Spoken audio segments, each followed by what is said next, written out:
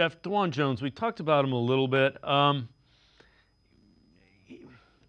What does he need to do to kind of show that he was that guy that everybody thought he was after that quick start to his rookie year? I think for Dawand, it's not asking him to be more than he is. It's asking him to be consistent in what he is. Now, we know, when healthy, pass protection is not an issue for Dawand Jones. He is a monster. He doesn't obviously have a lot of experience on the left side.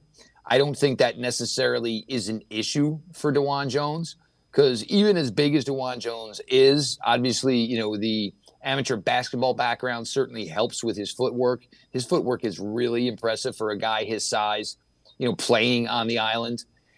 Certainly it helps when you are his size just because as long as he gets to his steps and even if he kind of gets beat, we've talked about this before, David, you're just not getting past Dawand Jones in a split second. You know what I'm saying? Sometimes you need a GPS system to get around a guy that big. The thing, and just understanding what he can give you as a run blocker. You want him to move in the edge out of the way. He can do that. You want him to crash down on defensive tackle. He can do that.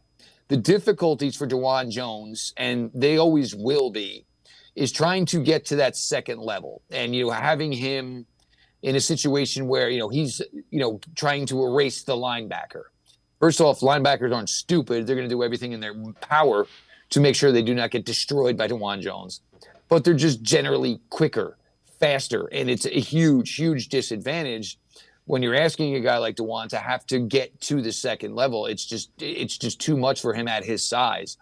But if he can just give you solid pass pro and can give you the run blocking that he can succeed in, then that's fine. I mean, not everybody in the NFL has a star left tackle.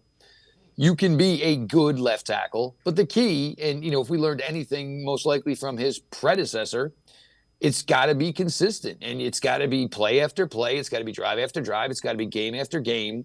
And, if he can just do that and give you, average to a little bit above average play, it's a light years improvement from what you got from the tail end of Jedrick Wills' time with the Browns.